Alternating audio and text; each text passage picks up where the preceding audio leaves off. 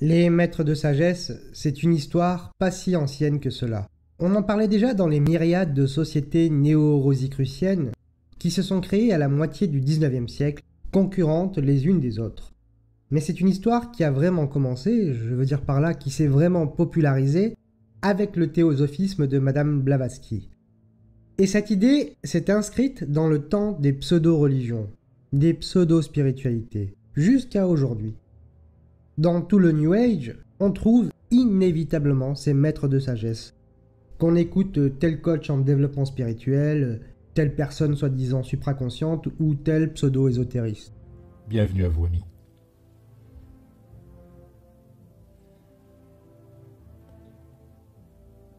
C'est votre frère Moria qui s'exprime ici présentement. L'histoire des maîtres ascensionnés sur le plan le plus large, ce sont des êtres qui se sont incarnés, comme je l'ai dit dans la précédente vidéo, qui se sont incarnés sur Terre, qui ont fait leur vie sur Terre, qui connaissent les épreuves des humains, qui savent ce que c'est que d'être incarné en tant qu'humain, que de vivre dans la matière, et qui ont traversé tout ça de façon plus ou moins avec tout ce qui a pu se passer dans leur vie. Hein. Ils n'ont pas eu forcément des vies angéliques où rien ne s'est passé, de saints, etc. Hein. Il y a eu un peu de tout dans les maîtres ascensionnés. Hola tout le monde, hello everyone, tout le monde, j'espère que vous allez bien. Donc aujourd'hui, vidéo sur les conseils des maîtres ascensionnés pour le mois de juillet. I am your Cthulhu, and I bless you this day. I got inspired to make this video so that I could talk about an important and very relevant prediction that was made by the Ascended Master Cthulhu. Namaste, darlings, namaste. It is me, it is I, it is all of that which is indeed my own very divine self. I am Katumi, and it is good to be in this very unique and very wondrous place of connection once more.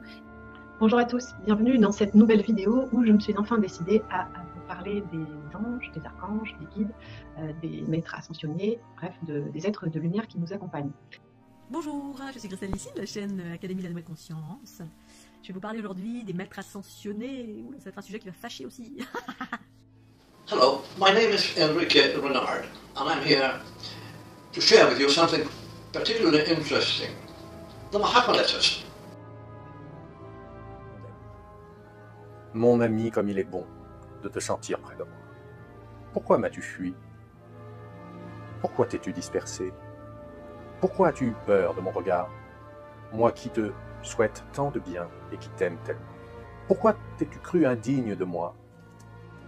J'ai déjà parlé de ces fameux maîtres de sagesse en partie dans ma vidéo sur la société théosophique. Mais je voulais l'écouter comme un sujet à part afin de mettre en évidence l'évolution assez spéciale, pourrait-on dire, de l'acceptation de ces maîtres de sagesse dans la carrière de Rudolf Steiner.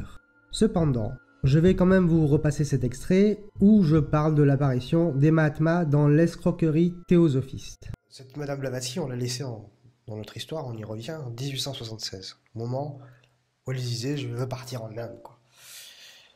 Et ce départ aura lieu le 18 novembre 1878.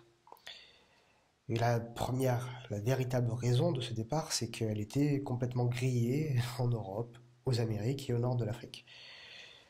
Dans une lettre du 6 novembre 1877, elle dit ceci: « C'est à cause de cela. » Et là, elle fait allusion à Incidents of My Life de Douglas Home. « C'est à cause de cela que je vais dans l'Inde pour toujours, et par honte et par chagrin, j'ai besoin d'aller où personne ne sache mon nom. La malignité de Home m'a ruiné pour jamais en Europe. » Et du coup, elle va garder une rancune tenace à Home qui avait dénoncé toutes ces supercheries, et il avait dénoncé à l'instigation de ce fameux mystérieux M qui était une de ses précédentes influences et qu'elle va détester aussi. D'ailleurs, dans une autre lettre qui date du 25 juin 1876, donc, Blavatsky songeait même, je cite, à partir pour l'Australie et à changer son nom pour toujours. Alors en fait, finalement, en 1878, elle se fait naturaliser américaine et elle part en Inde. Olcott, lui, comme on l'a vu, était complètement opposé à son départ. Et puis finalement, il se décide de la suivre. Et lui qui était marié et qui avait des enfants, il abandonne tout le monde pour la suivre. Ils partent donc tous les deux, bras dessus, bras dessous, en Inde, non pas pour l'intérêt de la société, mais pour la situation de Madame Blavatsky. Les deux associés se retrouvent d'abord à Bombay, et puis finalement ils descendent à Adyar, près de Madras, dans l'actuel Chennai, où le QG de la société théosophique est fondé, et où on le trouve encore aujourd'hui. D'ailleurs, aujourd'hui, on en est au 8e président dans cette société théosophique. Donc à l'époque, quand ce QG sera fondé, il y a une section ésotérique qui sera créée, et là, les phénomènes fantastiques se multiplient. Coups frappés sur les murs, tintement de clochettes invisibles, matérialisation d'objets divers, précipitation de correspondances transmises par voie astrale. D'ailleurs, dans le monde occulte de Sinet, on trouve énormément d'exemples de ce genre. Il n'y avait pas que ces fameuses lettres, mais aussi des dessins. Il y avait des peintures. Ces peintures qui étaient produites de la même manière que lorsque Blavatsky était à Philadelphie et qu'elle vendait à prix d'or à ses pigeons, notamment au général Lippitt, qui avait fini par comprendre qu'il se faisait bananer. Les clochettes astrales aussi, on les avait entendues en Amérique, devant Olcott et devant le baron de Palms. En Angleterre, on les avait entendues chez le docteur Spear et chez Stanton Moses. Et même ce dernier avait écrit vers la fin de sa vie, lorsqu'il avait complètement rejeté le théosophisme, il avait écrit ceci à son ami William Oxley: « La théosophie est une hallucination ». En tout cas, c'est à la création de cette section ésotérique et de la multiplication de ces phénomènes fantastiques que les Mahatmas, les fameux Mahatmas, entrent en scène. Des Mahatmas tibétains. Alors, ce qui est drôle, c'est qu'il n'y a pas de Mahatma au Tibet. Il n'y a pas de Mahatma dans le bouddhisme tibétain. Il y en a en Inde, dans l'hindouisme. Bref. L'un des plus fameux d'entre eux se nomme Koot Umi Lal Singh. C'est le nouveau maître de Madame Blavatsky, qui serait à l'origine des lettres. C'est lui qu'elle aurait vu au Népal, lorsqu'elle était en Angleterre, dans cette ambassade du Népal. Bref, c'est le nouveau maître. D'ailleurs, selon le monde occulte, son nom mystique est d'origine tibétaine. Bon, Koot Umi, ça peut être tibétain ou mongol. Mais Lal Singh, c'est un nom hindou ou peut-être sikh. En tout cas, c'est pas du tout la même chose. Il y a encore un syncrétisme un peu particulier. Sinet aura un échange avec ce fameux Koot Umi, et voilà ce qu'il dit dans le monde occulte.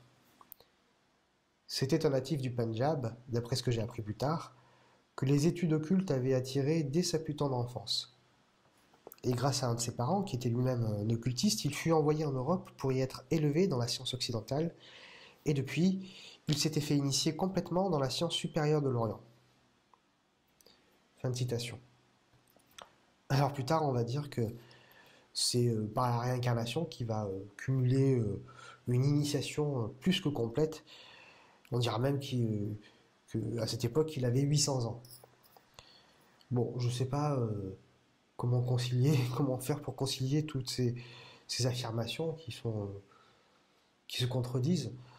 En tout cas, les Mahatmas ou maîtres de sagesse ont, soi-disant, le degré le plus élevé de la grande loge blanche. C'est là que ça apparaît aussi, c'est-à-dire la hiérarchie occulte qui, selon les théosophistes, gouverne secrètement le monde.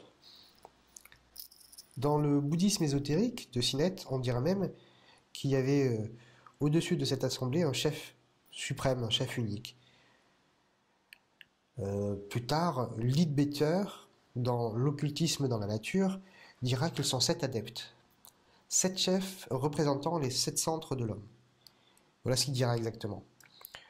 Le cerveau et le cœur sont constitués respectivement par le Manu et le Bodhisattva qui guident chaque race humaine. Alors ça c'est particulier aussi parce que Manu et Bodhisattva sont deux concepts qui n'appartiennent pas aux mêmes traditions. L'un est hindouiste, enfin brahmanique, l'autre est bouddhiste. Et ça, ce mélange, encore une fois, ce syncrétisme un peu particulier, ça montre le peu de sérieux de la doctrine théosophiste.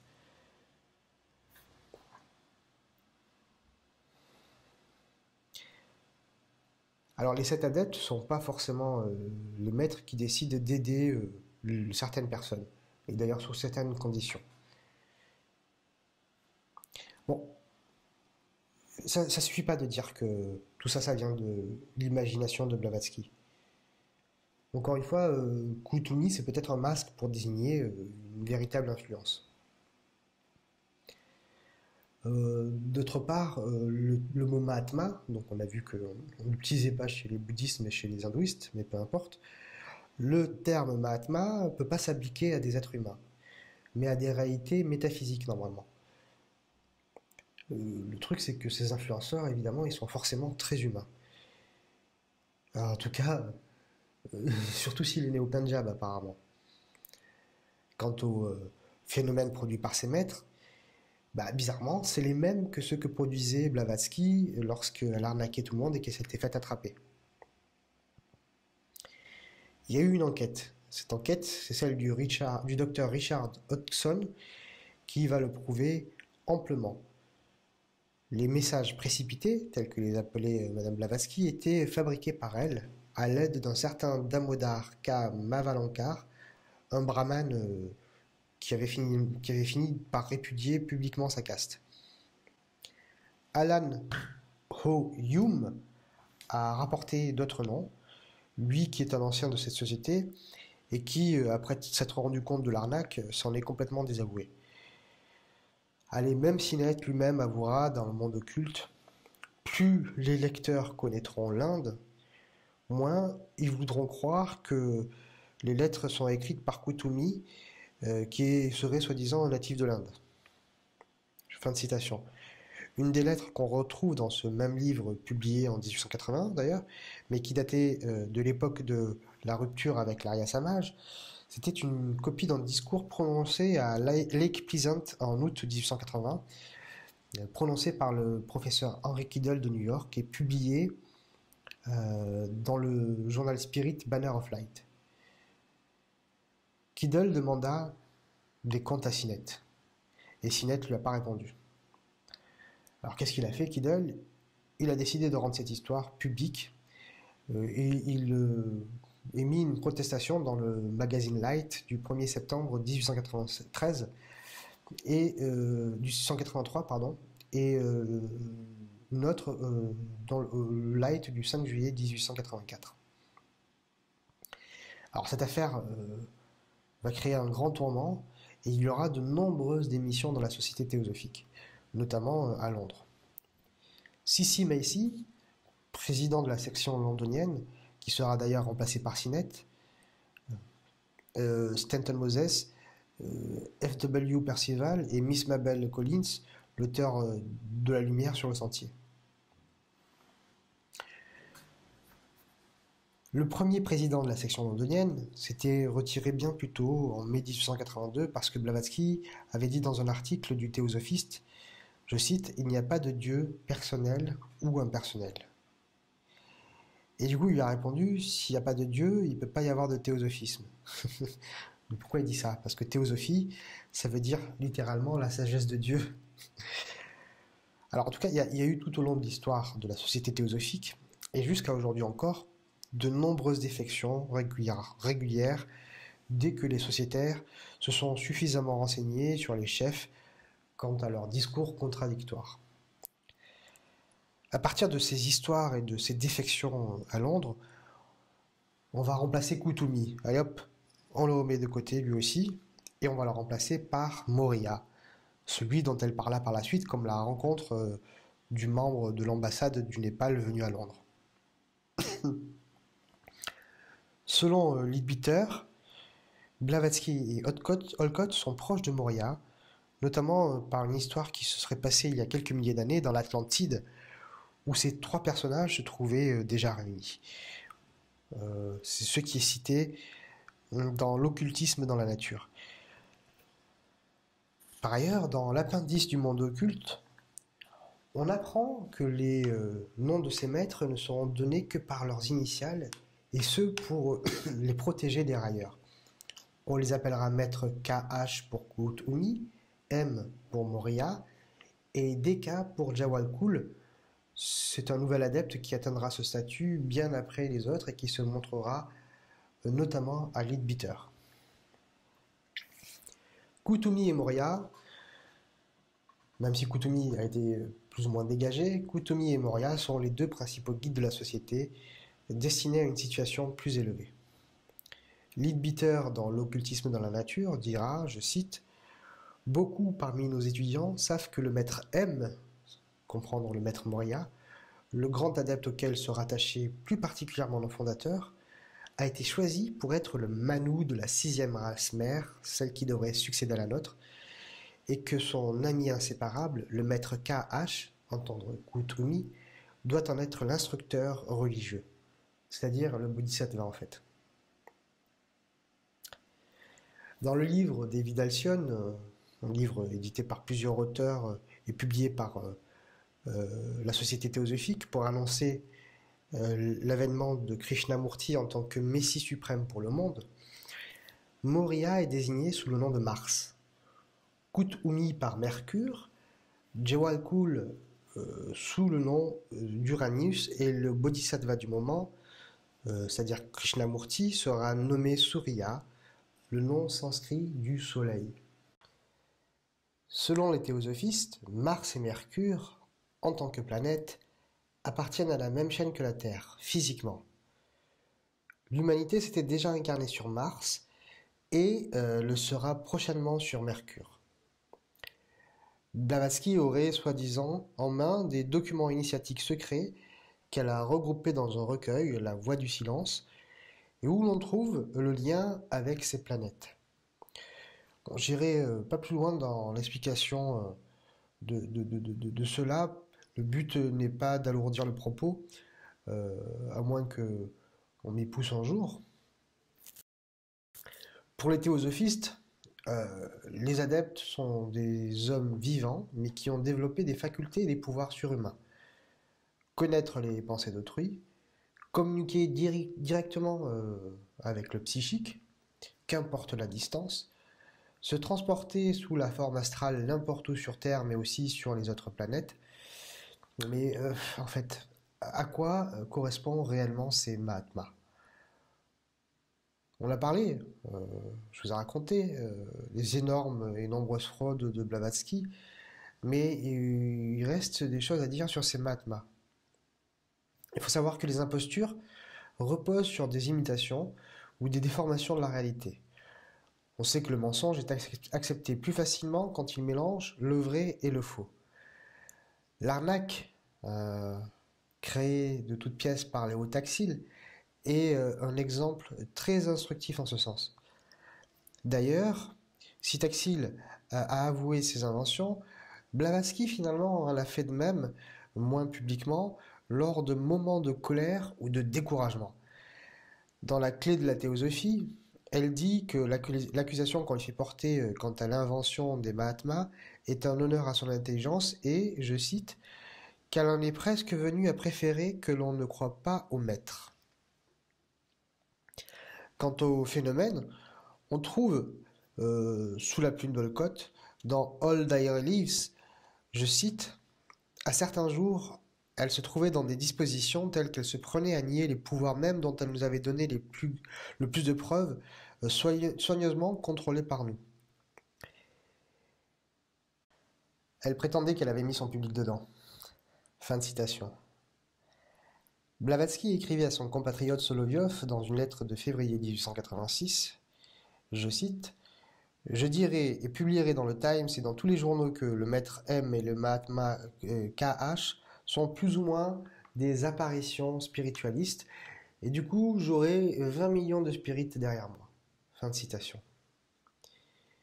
Les Mahatmas ont clairement été inventés pour masquer de véritables influences un peu plus pragmatiques et inventés sur un modèle qui déjà existait. Ils sont présentés par les théosophistes comme les successeurs des rishis de l'Inde védique et des arhats du bouddhisme primitif.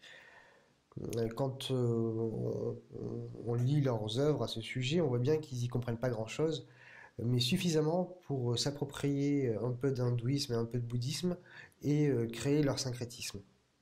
Bon, pas besoin d'aller de manière très loin. Les organisations initiatiques, même occidentales, se revendiquent souvent de maîtres.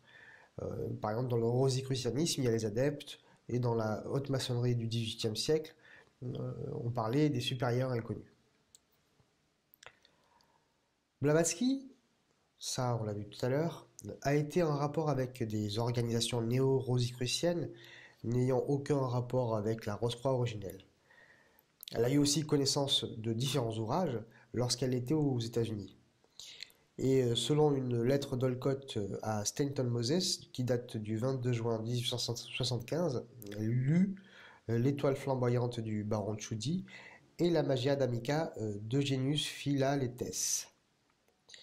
Le premier livre dont je vous parle, L'étoile flamboyante du baron Tchoudi, est publié en 1776, et l'auteur a été le créateur de plusieurs grades maçonniques, et dans ce livre on y retrouve un catéchisme des philosophes inconnus, dont la plus grande partie est prise d'ailleurs d'écrits de Saint Digovius, un rosicrucien qui se faisait appeler aussi le cosmopolite. Quant à l'auteur du second livre, La Magia d'Amicas, d'Eugenius Philaléthès, il date de 1650, c'est un autre rosicrucien, Thomas Vaughan était son vrai nom, c'est un personnage mystérieux dont c'est dire, dans sa fameuse histoire des Rose-Croix, nous explique, je cite, qu'une tradition prétend qu'il n'aurait pas encore quitté cette terre. Alors, des histoires de ce type, il en existe plusieurs. Par exemple, le conte de Saint-Germain, ou encore Gualdi, l'alchimiste de Venise, par exemple. Dans un ouvrage publié en 1714 par Sincerus Renatus, fondateur de la Rose-Croix d'Or, il est dit que les maîtres sont partis en Inde et qu'il n'en reste aucun en Europe. Henry Neuhaus dira que ce départ avait eu lieu avant la guerre de 30 ans. Bon, quoi qu'on puisse penser, et quoi qu'il faille penser d'ailleurs de ces histoires, il est certain que les Rose-Croix ont eu des relations avec des organisations orientales, musulmanes surtout. Le voyageur Paul Lucas, qui parcourut la Grèce et l'Asie mineure sous Louis XIV, raconte qu'il rencontra à Brousse, l'actuelle Bursa, 4 derviches, dont un qui semblait parler toutes les langues du monde, et qui lui aurait dit qu'il faisait partie d'un groupe de 7 personnes, tiens, qui se retrouvaient tous les 20 ans dans une ville désignée à l'avance. Il leur certifia que la pierre philosophale permettait de vivre plusieurs millions d'années, et il lui raconta l'histoire de Nicolas Flamel, que l'on croyait mort, et qui vivait, soi-disant, aux Indes avec sa femme. Voilà, c'est dans toutes ces histoires qu'on peut comprendre que Blavatsky a pioché. Alors elle maîtrise mal ces histoires d'ailleurs, et en tout cas, ça lui a permis de s'appuyer sur le concept de Mahatma. Au point qu'à chaque fois que les théosophes voyaient dans un texte ancien le mot maître, un texte d'ordre réellement spirituel bien sûr, ils y reconnaissaient les Mahatmas de leur grande loge blanche. C'est ce qu'on appelle un détournement, c'est particulier. La croyance au Mahatma est rigoureusement indispensable dans la doctrine théosophiste, c'est même la base. Parce que c'est par leur enseignement que le socle tient. Si on ne croit pas à cela, forcément on ne croit pas à l'enseignement qu'ont reçu Blavatsky et consorts. Dans Reminiscence of H.P. Blavatsky, la comtesse Weichmaster écrira, je cite, « S'il n'existait pas de Mahatma ou adepte, les enseignements théosophiques seraient faux. » Fin de citation. Quant à Madame Besant, celle qui succédera à Blavatsky à la Société théosophique, elle écrit ceci dans le magazine Lucifer du 11 décembre 1890. « Sans les Mahatmas, la société est une absurdité. » Dans un autre ouvrage, qui s'intitule « De l'an 25 000 avant Jésus-Christ à nos jours », qui était écrit par Gaston Revel, ce dernier nous dit, je cite, « Le fait d'entrer dans la société théosophique équivaut à se placer sous la protection directe des guides suprêmes de l'humanité. » Voilà. Dans la société théosophique de 2018, en interne, on parle toujours autant des Mahatmas, il faut le savoir. Parce qu'ils sont en rapport, il faut le savoir. Hein, il faut le savoir. Hein. En fait, ils sont en rapport direct avec des Mahatmas, et les chefs de la société sont idolâtrés comme des élus bénis et choisis. À l'époque, Monsieur George S. Arundel, principal du Central Hindu College de Bélarès, appelait Madame Besant, je cite, « la future conductrice des dieux et des hommes ». Et à la fête du Lotus Blanc, commémorant la mort de Madame Blavatsky, hein, c'est un peu le Noël des... alors non, c'est pas le Noël... bon bref.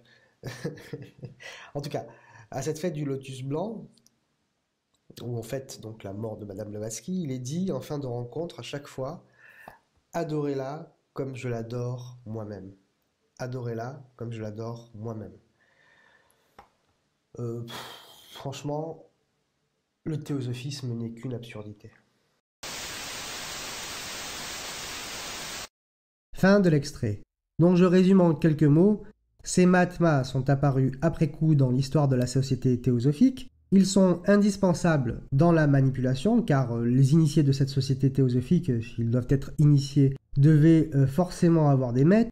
Ces maîtres correspondaient sous forme de lettres précipitées, soi-disant, sauf qu'on sait qu'elles étaient écrites par Madame Blavatsky et un de ses associés. Madame Blavatsky avait aussi des discussions d'ordre télépathique avec Kuthumi, Maurya et autres Jawalkul. Une autre théosophiste, qui fera bande à part suite à l'affaire Krishnamurti, parlera pour la première fois de channeling. Il s'agit de Madame Alice Bailey lorsqu'elle a créé son arcane et son néo-théosophisme. Tous ces maîtres faisaient partie, soi-disant, de la Grande Loge Blanche. Si leur nombre a varié au gré des besoins, ils finirent par être 12. 12 maîtres d'une loge blanche dont le siège aurait été caché quelque part dans les hauteurs de l'Himalaya. Cette idée de maître est un peu plus ancienne. Mais pour rester dans l'occultisme, prenons l'exemple de Max Heindel qui a fondé à l'époque la Rosicrucian Fellowship en Californie. Il y avait 12 maîtres, enfin des frères plutôt, des aînés Rose-Croix. Bien plus tard, Peter Deunoff et Mikhail Ivanov parlaient aussi de cette grande loge blanche constituée de 12 maîtres. Du temps de Madame Blavatsky, il y eut plusieurs polémiques. Elle a dû quitter l'Égypte dans un premier temps, puis l'Angleterre ensuite, bien avant la création de la Société théosophique, puis enfin les États-Unis pour ses arnaques de prestidigitatrices. Il y a eu des articles dans nos grands journaux et des poursuites judiciaires qui ont fait grand scandale. Elle savait bien que la Société théosophique ne pouvait attirer un public nombreux que par les phénomènes. Nous en arrivons au fondateur de la Société anthroposophique. Avant de devenir théosophiste, Steiner ne parlait évidemment pas de maître, il n'en était jamais question. En 1900, quand il a débuté dans la Société théosophique, dont le quartier général, je le rappelle, était et est toujours à Adyar, dans la ville de Chennai au sud-est de l'Inde, et donc surtout quand il a pris la responsabilité de la Société théosophique en Allemagne sous le mandat de Madame Besant, il ne pouvait pas faire autrement, évidemment, que de suivre la croyance au Mahatma. Il ne pouvait pas ne pas croire en ce que croyaient tous les théosophistes, dirigeants comme membres. Rudolf Steiner a donc commencé à faire référence à ses maîtres. En public, Steiner était discret, mais au sein de la section ésotérique de la Société théosophique en Allemagne, dont il eut rapidement la charge, ainsi que dans sa loge maçonnique Mystica Aeterna de Rite Mentis Misraïm, il commençait régulièrement ses exposés en disant « Les maîtres m'ont chargé de vous communiquer ce qui suit ». Plus tard, il a mis de côté les maîtres orientaux de la Société théosophique, les Mahatmas, et a affirmé que dès lors, il était guidé uniquement par Christian Rose-Croix et Maître Jésus. Il a surtout affirmé qu'il avait l'exclusivité de cette initiation. Il est certain qu'au début, il fallait caresser dans le sens du poil les dirigeants de la Société théosophique. Mais au fur et à mesure que la relation entre Steiner et ses dirigeants, Annie Besant et Leadbeater, se dégradait, jusqu'à la scission suite à l'affaire Krishnamurti, Steiner opéra un revirement et expliqua tranquillement, sans état d'âme, que désormais, il avait pour obligation de diriger une école occidentale sous l'obédience des maîtres chrétiens Jésus et Christian Rosenkreuz, tandis qu'Annie Besant conduirait l'école orientale sous la guidance des Mahatmas. C'est assez amusant car à ses débuts, Rudolf Steiner se présente comme un simple porte-parole des maîtres. Il n'est jamais question d'investigation spirituelle comme il s'en fera par la suite le parangon. Dans un compte rendu d'une réunion au sein de la pseudo-école ésotérique de Rudolf Steiner, en 1904, il est noté ceci. Rudolf Steiner commence par réciter une prière, puis il indique qu'à travers lui parlent les maîtres, qu'il n'est que le moyen d'exprimer les pensées des maîtres. Maître Moria indique le but du développement humain, c'est lui qui conduit l'humanité vers son but. Maître Kuthumi est celui qui nous montre les chemins qui conduisent au but. Dans un autre compte rendu de réunion, il dit ceci: les Mahatmas auront quelque chose à nous dire aujourd'hui, voici la parole du maître Moria, ou encore les maîtres peuvent être considérés par nous comme un idéal, ils ont atteint ce que nous devons encore atteindre, nous pouvons par conséquent nous enquérir auprès d'eux quant à notre évolution.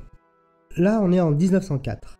En 1905, Rudolf Steiner va petit à petit se glisser dans la peau du grand maître de l'ordre Rose-Croix, sous l'influence, sans aucun doute pour ma part, de Franz Hartmann. En octobre 1905, il dit ceci: évocation des maîtres, Maître Moria indique la parole suivante: homme, sache que tout ce qui est autour de toi l'est à cause de toi, et que tu es là pour les dieux.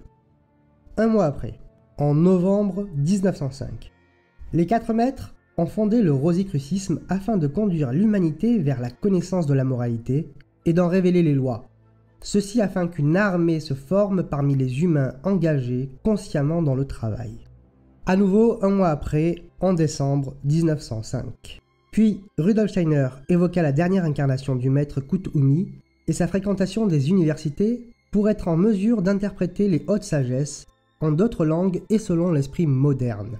Cette incarnation ne se fit toutefois pas en une seule personnalité bien distincte, mais sa force agissait tantôt ici, tantôt là. 2 jours après. Concernant les doutes sur la fréquentation des universités par le maître Kuthumi, il est dit que ce lui fut nécessaire pour acquérir des notions européennes. De même, il lui fut nécessaire d'apprendre le chinois pour porter son enseignement en Chine. Une douzaine de jours plus tard, après la Noël 1905. Aujourd'hui, il, comprendre Rudolf Steiner, désira nous communiquer 2 choses concernant les prescriptions et les mantrames qui sont donnés aux disciples par le sublime maître Moria. 3 mois plus tard, en mars 1906, Saint-Germain enseigne aujourd'hui la théosophie de manière à satisfaire les exigences de l'Européen cultivé. Il est en ce moment le plus grand maître. Annie Besant a sous sa conduite l'école orientale. Tiens, le comte de Saint-Germain apparaît. Ça c'est nouveau ça. 3 mois plus tard, en juin 1906, le glissement s'accélère. En introduction, voici les 4 maîtres qui agissent au sein de notre mouvement. Maître Moria, force. Maître Kuthumi, sagesse. Maître Saint-Germain, on recourt à lui pour les difficultés de la vie quotidienne. Maître Jésus, il s'adresse à l'intimité de l'être humain. Nous sommes en octobre 1906 et Rudolf Steiner commence à se justifier, quand même très maladroitement et par un syncrétisme des plus gloubi-goulbesques. Jésus était un disciple du 3e degré. Lorsqu'il fut âgé de 30 ans, il arriva ce qui suit. Jésus quitta ses corps purs et nobles, les corps physiques, éthériques, astrales, et le Christ en prit possession. Jésus, lui, se retira sur le plan astral, où il resta uni à ses frères de la Loge Blanche et y acquit lui-même la maîtrise. Moria, son vrai nom est communiqué uniquement aux disciples très avancés, fortifie la volonté. Kuthumi est le maître véritable de la vérité. Jésus, le guide de son Église, agit particulièrement au niveau du cœur. Nous pouvons les appeler quand nous avons besoin d'eux. À ce moment-là, c'est à se demander comment ses disciples pouvaient continuer à suivre Rudolf Steiner et ses nouveautés incohérentes. Étaient-ils hypnotisés? Faisaient-ils partie de la farce? Étaient-ils des imbéciles? Avaient-ils juste besoin de fables pour réenchanter leur monde? 1 an plus tard, en juin 1907, sentant qu'il va un peu trop vite, mais sans jamais renoncer à ce glissement, il rectifie. Mais en vérité, il se positionne clairement et coupe le cordon ombilical avec la Société théosophique sous le prétexte des maîtres. Mais que personne, cependant, n'aille penser que les maîtres de l'Orient et de l'Occident s'opposent. Les maîtres vivent toujours en harmonie entre eux. Cependant, de profonds changements sont intervenus récemment concernant les écoles ésotériques et occidentales. Jusqu'à maintenant, les écoles étaient toutes réunies sous la conduite de grands maîtres communs, mais l'école occidentale s'est rendue indépendante, si bien qu'il existe maintenant 2 écoles qui revendiquent la même position, celle de l'Orient et celle de l'Occident, formant ainsi 2 petits cercles au lieu d'un seul plus grand. L'école ésotérique orientale est conduite par Madame Annie Besant, et ceux qui penchent plutôt vers son enseignement ne peuvent rester plus longtemps dans notre école. À la tête de notre école occidentale se trouvent 2 maîtres, Maître Jésus et Maître Christian Rosecroix. Ce qu'il faut comprendre bien sûr ici, c'est que Rudolf Steiner dit « c'est Besante ou moi ». Il va falloir choisir. Cependant, il faut continuer à se cacher derrière l'opposition des maîtres pour duper les faibles d'esprit et les opportunistes sentant le bon coup venir. En 1913, la Société anthroposophique est créée. En 1916, Rudolf Steiner se lâche. Et en réponse à la société concurrente qui l'attaque par des inventions, il répond coup par coup par des inventions à son tour. Mais bien d'autres personnalités s'emparèrent d'elle, c'est-à-dire d'Helena Blavatsky. Et elle tomba sous d'autres influences. Et à la place de celui qui était son guide et qui voulait guider vers la spiritualité de l'Europe du centre, apparut plus tard, portant le masque du guide de ses débuts, l'individualité nommée Kut-Unu, mais qui n'était au dire des occultistes ayant un véritable savoir, rien d'autre qu'un homme à la solde de la Russie, et qui voulait consciemment fondre ensemble ce que pouvaient procéder des facultés psychiques de Blavatsky et l'occultisme anglo-saxon. On a directement affaire à la collusion d'une individualité originelle, bien des gens l'appellent maître, on peut l'appeler comme on veut, et plus tard d'un escroc, d'un charlatan qui avait pris le masque de la première et avait reçu de l'Europe de l'Est la tâche que je viens d'indiquer. Édifiant. Et j'ai une petite pensée pour les disciples qui sont là depuis le début de l'aventure avec Rudolf Steiner et qui continuent à le suivre. Mais qu'est-ce qu'il se passe dans leur tête pour qu'ils restent anthroposophes ? Ce qui est drôle et fascinant à la fois, c'est que Steiner utilise les mêmes mystifications que Madame Blavatsky. C'est vrai qu'il la copie dans ses pratiques et ses textes, et prétend s'adresser aux théosophes au nom des fameux Mahatmas au départ issus de la fantaisie imaginative de Blavatsky. Et il reprend sans complexe, avec un sacré culot, toutes les conceptions délirantes, incohérentes et fausses des textes de celle-ci, et notamment, et surtout, dans la doctrine secrète pour cuisiner sa propre doctrine.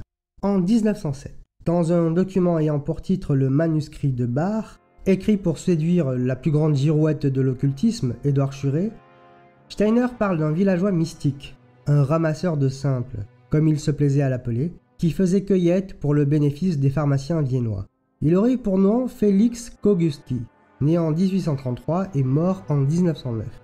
Il aurait rencontré cet homme en 1880, et dans le manuscrit de Bach, il dit de lui qu'il est un émissaire du maître envoyé par lui.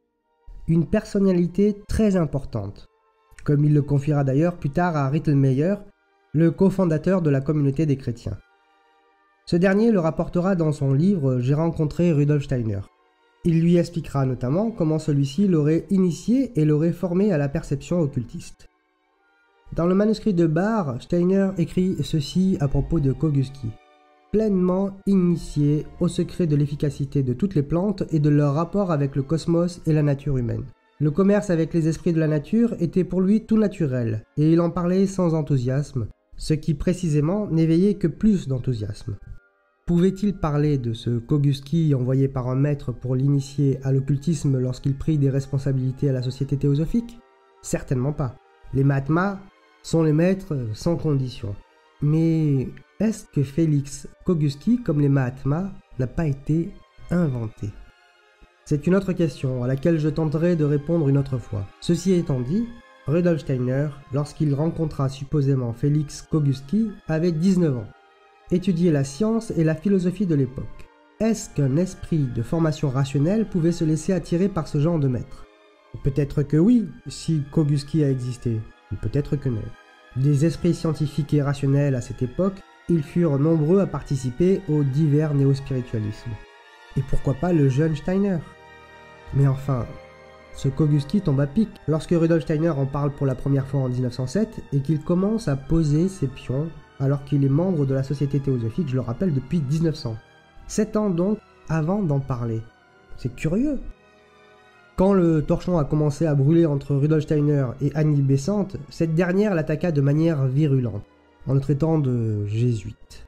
Dans le monde de l'occultisme de ce début du XXe siècle, c'était la pire insulte que l'on pouvait faire à quelqu'un. J'ai déjà expliqué dans ma vidéo sur le théosophisme d'où provient ce délire, puisque c'est comme cela qu'il doit être qualifié, sur les jésuites.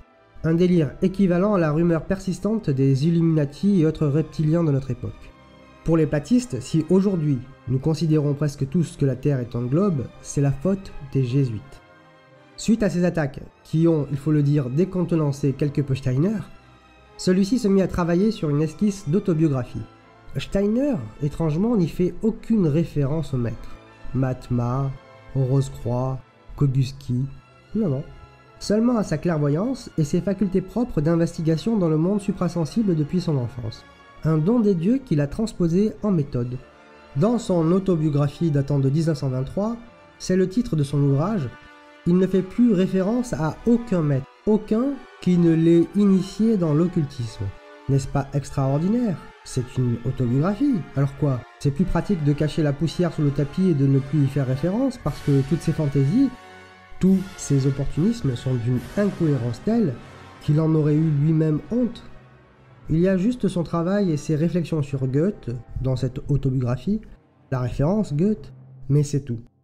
Dans le livre d'Ella Wiesberger, Marie Steiner de Sievers, Une vie au service de l'anthroposophie, publié en 1989 par les éditions anthroposophiques, on y trouve une lettre de Rudolf Steiner à sa compagne Marie de Sievers, compagne qu'il trompera d'ailleurs avec Ita Weckmann sous des prétextes pseudo-ésotériques sans aucune honte, et qui d'ailleurs aboutira à de sacrés soucis lors de la mort du clairvoyant autrichien. Bref, dans une lettre de 1905 écrite à sa femme, on peut lire ceci. « Et pas un jour ne passe que les maîtres ne donnent un clair avertissement. Soyez prudents, pensez à l'impréparation de notre époque. Vous avez des enfants devant vous, et c'est votre destin de relever des enseignements secrets élevés à des enfants. Soyez attentifs qu'à travers vos paroles, vous suscitez des malfaisants. Je peux seulement dire que si le maître ne m'avait pas convaincu en dépit de tout ceci, que la théosophie est nécessaire pour notre époque, j'aurais seulement écrit des livres philosophiques et fait des conférences de littérature et de philosophie même après 1901. Dans une autre déclaration de Steiner, on apprendra que ce maître lui spécifiait d'agir sur le champ de la philosophie idéaliste, ce qui l'aurait amené à écrire la philosophie de la liberté. Nous ne sommes plus à une contradiction près. Il aura copié Madame Blavatsky jusque dans ses manipulations. Il y a quand même un autre problème, et de taille celui-là. Ce fameux maître, de la prime jeunesse de Steiner, qui l'aurait poussé à enseigner le théosophisme. Il aurait dû être au courant des histoires de Blavatsky, notamment celles sur les Mahatmas. Comment se fait-il que Steiner y aille et prenne des responsabilités? C'est tout de même un souci, ce détail, qui discrédite complètement et le soi-disant maître, si jamais il a existé, et Rudolf Steiner. C'est n'importe quoi. Mais alors pourquoi cette histoire de maître dans sa jeunesse? Qu'est-ce que c'est que cette nouveauté? Mais c'est juste une nouveauté en fait. Une invention dont la nature est absolument opposée à un enseignement théosophiste. Ça ne tient pas la route une seconde. À la fin de sa carrière, il a même essayé de faire croire, avec la plus grande des maladresses, que l'anthroposophie était l'aboutissement de sa philosophie de la liberté. L'individualisme éthique et l'imagination morale que Steiner met en avant dans sa philosophie de la liberté est en complète contradiction avec l'anthroposophie. Une bulle grossière de fantasmes et d'inventions occultistes. Enfin, d'inventions, de plagiat occultiste. Quand ton chat retombe sur ses pattes, c'est clair, net, précis. Quand Steiner essaie de retomber sur ses pattes, c'est imprécis, incohérent, boiteux et fumeux. Quelques mois avant son décès, dans un délire christique, Rudolf Steiner avait pris la présidence de la Société anthroposophique et il avait pris avec le karma de l'entité et de ses membres sur lui. Au congrès de Noël 1923, Rudolf Steiner avait craint qu'en prenant cette responsabilité, les révélations provenant du monde spirituel ne tarissent. Mais ouf, cela n'avait pas été le cas. Bien au contraire, les révélations se sont intensifiées. Mais cher Rodolphe, il faudrait savoir, s'agissait-il de révélations ou d'investigation comme vous avez fini par décrire votre méthode après multiples retournements de veste? Il y a quelque chose comme beaucoup d'opportunisme chez ce personnage. Il aurait eu un maître dans sa jeunesse, puis des maîtres Mahatma lors de son adhésion à la Société théosophique, qu'il rejette ensuite pour les maîtres Jésus et Christian Rose-Croix, pour en arriver à la fin de sa carrière et de sa vie à ne plus jamais parler de maître, mais d'investigation propre, personnelle, ou bien de révélations faites à lui et seulement lui. Et au-delà de la cohérence de Rudolf Steiner, quelle est la cohérence de ses disciples et de ses continuateurs? Quelle escroquerie!